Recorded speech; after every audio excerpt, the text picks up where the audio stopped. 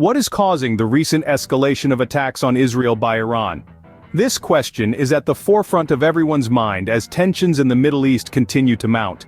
The most recent events have seen Iran launch an extensive drone operation against Israel, a move that has sent shockwaves throughout the region and the world.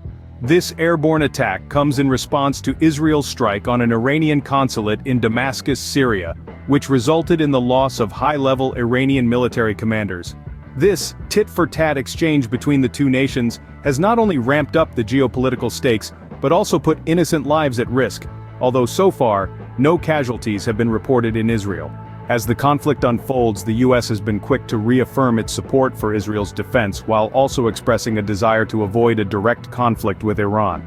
It's a tightrope that the US is walking, caught between its alliance with Israel and the need for stability in the region. But the immediate aftermath of the drone attack has seen Israel take decisive action, shutting down its airspace and advising Americans in the country to seek shelter. Meanwhile, President Biden has assured Israel of US support, but has also made it clear that the US will not contribute to offensive strikes against Iran. It's a delicate balance, one that reflects the complexity of the situation. The ongoing nature of this situation is a stark reminder of the volatility in the Middle East, where alliances and enmities can shift in the blink of an eye. But as we watch these events unfold, we must also ask ourselves, what led to these escalating tensions? How did we reach a point where drone attacks and military strikes become the norm rather than the exception? It's a question that takes us to the heart of the Middle East conflict, a conflict that has roots stretching back decades. As the situation continues to unfold, we must ask, what led to these escalating tensions? The answer to that question lies in understanding the complex history and dynamics of the region, a topic we'll delve into in the next scene. The roots of this conflict can be traced back to long-standing issues in the region.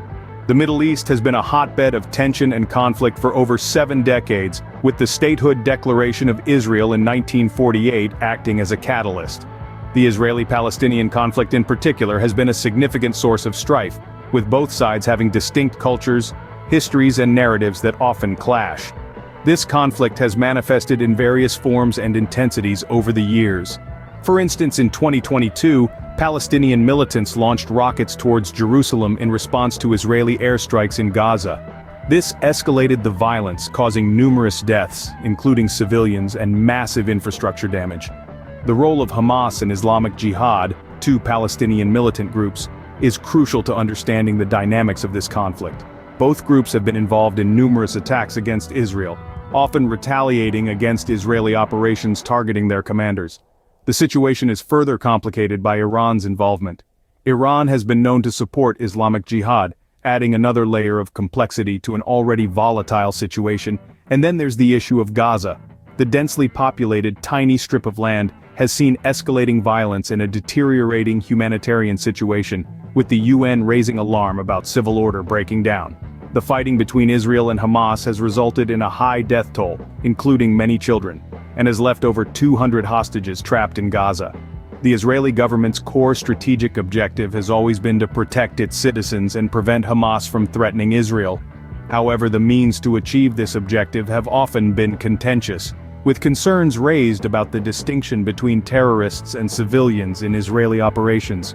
With this backdrop of ongoing strife, let's examine Israel's response to the recent attacks. In the face of escalating attacks, Israel has been forced to respond. The nation's core strategic objective is clear: to prevent any force, whether it's Hamas or Iran-backed militias, from posing a threat to its sovereignty and the safety of its people. This is not just about retaliation, it's about ensuring the stability and security of the nation. But this isn't a black and white situation. Amid the artillery barrages and airstrikes, Israel is attempting to walk a razor-thin line.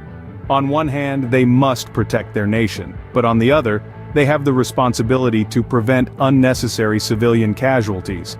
It's a delicate balance, one that is constantly being recalibrated as the situation evolves. The humanitarian crisis in Gaza cannot be overlooked. As the conflict intensifies, the living conditions in the region have deteriorated alarmingly, with shortages of fuel, electricity, and other essential resources. The United Nations has raised alarm about the breakdown of civil order in the area, highlighting the urgent need for a solution to the escalating conflict. The death toll, too, is a stark reminder of the human cost of this conflict. Over 8,000 people, including many children, have lost their lives in Gaza. Each one of these lives lost is a tragedy, a story cut short, a ripple of grief that extends far beyond the immediate conflict. This sobering reality underscores the urgency for peace and resolution. In the midst of this chaos, Israel continues to distinguish between terrorists and civilians, a task that is as crucial as it is complex. The nation is committed to minimizing civilian casualties while neutralizing threats, a commitment that is severely tested in the face of relentless attacks. In the face of such challenges, many look to their faith for guidance and understanding. As the conflict continues to unfold, the world watches and waits, hoping for a swift resolution that will bring about peace and stability in the region. What does the Bible teach about attacks on Israel and their enemies? In the midst of escalating conflicts, some turn to the Bible for guidance and understanding. The good book has much to say about Israel, its enemies, and conflict. According to the scriptures, Israel holds a significant place in God's plan, often described as his chosen people. In the book of Genesis, God makes a covenant with Abraham, the patriarch of Israel, promising to bless those who bless him and curse those who curse him. This has been interpreted by many to mean that the fate of nations can be tied to their treatment of Israel. In the midst of recent conflicts, there was a call for a national day of prayer for Israel. This aligns with the biblical exhortation to pray for the peace of Jerusalem in Psalm 122. The act of unified prayer is an acknowledgement of the spiritual dimensions of the conflict and a powerful expression of support for Israel. Another important biblical theme is the prophecy that all nations will eventually turn against Israel. Found in Zechariah 12, it predicts a time of great tribulation for Israel, when they will be besieged by the international community. While this is a grim prospect, the same passage assures that God will ultimately deliver Israel, making it a burdensome stone for all nations. The Bible also provides guidance on dealing with enemies and conflict. In Matthew 5, Jesus instructs to love your enemies and pray for those who persecute you. This teaching encourages a response of love and prayer, even in the face of hostility. Finally, the Bible teaches that God is sovereign over the affairs of nations. Despite the upheaval and strife, believers are reassured that God is in control and working his purposes out. In these trying times, the Bible provides a framework for understanding and navigating the complex situation in the Middle East. As we reflect on the current situation, what are the key points to remember? Firstly, the recent attacks on Israel by Iran are a manifestation of escalating tensions in the Middle East. The conflict is complex, with roots reaching back through decades of political, religious, and social turmoil. Israel's response has been decisive and assertive, aiming to safeguard its citizens and territory from harm. However, this has further provoked the intricate dynamics of Middle Eastern politics, leading to a cycle of aggression and retaliation. From a biblical perspective, these events evoke profound themes. The scriptures speak of trials and tribulations for the nation of Israel, with prophetic texts describing a time when Israel will stand alone, even among its allies. These passages, while open to interpretation, offer a lens through which some perceive the unfolding events.